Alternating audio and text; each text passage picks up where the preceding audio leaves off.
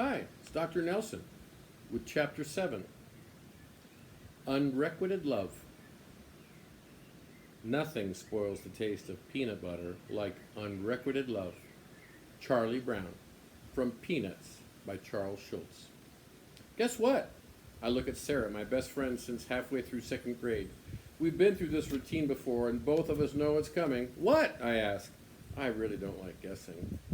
We were walking home together after school. We usually do. It's freezing. Guess, she prompts me. I study her face and then think for a second, what could be making her so happy? You got another A in biology? Nope. Your sister dropped dead, I suggest? I wish, she replies, but shakes her head. Guess again.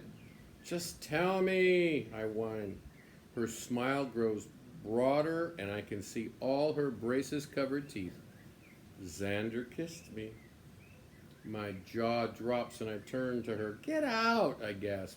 I hit her shoulder. Don't tell me stuff like that. But then curiosity got the better of me, so I meekly asked, lips? Cheek. I hit her shoulder again. What's wrong with you? She demands loudly. I glare at her. I've liked Xander since halfway through 8th grade. Ever since he turned to me one day in class and said, Allison, right? I'd given him my usual witty reply of, uh-huh. After that, we spoke, like once or twice. Then this year, Sarah became friends with him and his group. I never used to hang out with Sarah during recess or lunch. Her friends were all straight-A students, and I was one of those has real potential but won't apply herself types. So I mostly got C's. Usually I hung out with my other best friends, Darcy and Mara. But neither Darcy nor Mara had very many friends who were guys, and I wanted some. Sarah did, so I tried to spend lunch with them at least 2 times a week. Why are we still calling him Xander? She asks, her voice breaking into my thoughts. I looked at her surprised. I'd almost forgotten she was there. No one we know is around here, so even if we said his real name, no one would know. I shrugged. It's fun. Xander's name really isn't Xander. I came up with that as a code name for him. All my friends do that. That way they can talk about their crush in front of people and no one will know. I choose to call him Xander because I have a deep respect, which most people call an obsession, I can't imagine why, for the TV show Buffy the Vampire Slayer. Xander is one of the lead characters. Only 3 people know that my crush is referred to as Xander. Sarah, Mara, and Darcy. I call him Xander so much sometimes I think that's his real name. When I talk about him, I sometimes have to say Xander, the untelevised version, so my friends know I'm not talking about Xander from Buffy the Vampire Slayer. Are you coming with us to see the movie Saturday? She asks. I smile. Is Xander coming? She gives me a look but says nothing. Then I'm there, I say. The last time I went with them to see a movie, I ended up sitting next to Xander for an hour and 43 minutes. I thought I'd died and gone to heaven.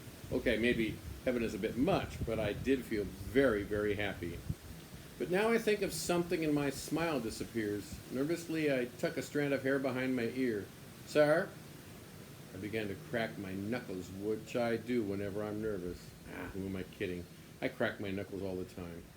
I really need to stop because it's annoying and it'll give me arthritis when I'm older. What does he think of me? I ask. I hear a click as Sarah turns off her Walkman. I know she'll tell me the truth. Sarah isn't the kind of friend who, when you tell her you just messed up in public speaking, she says, oh, I'm sure nobody noticed. Instead, she just laughs. At you, mockingly, loudly. So I nervously wait for Sarah to answer. He says you're kind of weird, like a depressed poetry writing nut.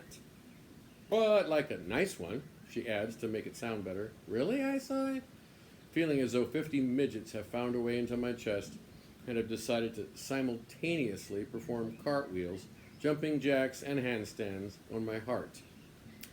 That's a bit harsh, she says. Look, he likes you. He just thinks you're a bit morbid. I try to look at the positive. Nice is good, I tell her. She nods her head and turns her music back on. I begin to feel worse every time I think about what Xander had said. Nice is good, I repeat dejectedly. I stare straight ahead for a moment and then squint because the sun is so bright it hurts my eyes. Nice, but insane is probably what he meant. I'm not insane, I tell myself. I'm depressed. There's a difference. I kick a bit of snow on the ground. You're not depressed, Mom always tells me. Right, I reply. I'm just deeply unhappy. There's a difference, Allison, she tells me, and then ships me off to therapy. I pinched Sarah the way she taught me to, back in 5th grade. It's the best way to pinch because it really, really hurts. She squeals and looks at me annoyed. What? Am I depressing?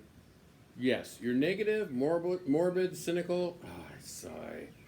She puts her arm around my shoulders, but that's why we love you. I'm also known around school as being depressed. That's not to say I'm actually depressed. I'm not. I'm a complete and utter sucker for corny, happy endings. I practically live on films like While You Were Sleeping and Addicted to Love. A movie can be incredible, but if the ending is sad, I'll immediately despise it. But when people want to know about you, they usually ask certain questions, and my answers sometimes feed their depressed poet image of me. Fave color? Black. Hobby? Writing poetry and stories. Oh, what kind of poetry? Sad? Usually. Of course, I don't exactly dissuade them from the tortured writer concept they have of me, because at least I'm known for something. Maybe it's negative, but it's better than nothing, right? So let them think me forlorn. I have my own friends, and I don't really care what any of them think, except him.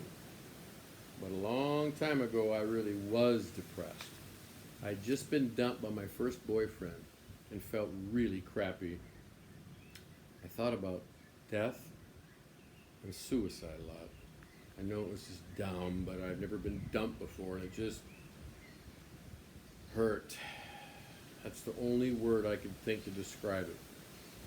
And I know it sounds cliched and all, but my heart actually felt as if it had been broken in two. But I got over it with the help of my therapist, school guidance counselor, my parents, and a really long letter to Mara that I never gave her and ended up gluing into my diary. And now when I think of Xander, I feel so miserable. Sarah and I reached the street where we split. We stop and I turn to her. This is where I get off, I say. I'll call you later. I began crossing the street. She continues on. All right, bye, she calls. I turn onto my street and look down at the ground. The snow is all white and beautiful. It reminds me of cream cheese. Not like the snow in the front of our school. That snow is all gray and dirty and yuck. This snow is nice. Like how he thinks of me. Nice. The chances of Xander ever liking me are about as good as me passing math, I know that. I giggle, but maybe I'll get a few poems out of this unrequited love thing. You think? Rachel Rosenberg. Here ends Chapter 7.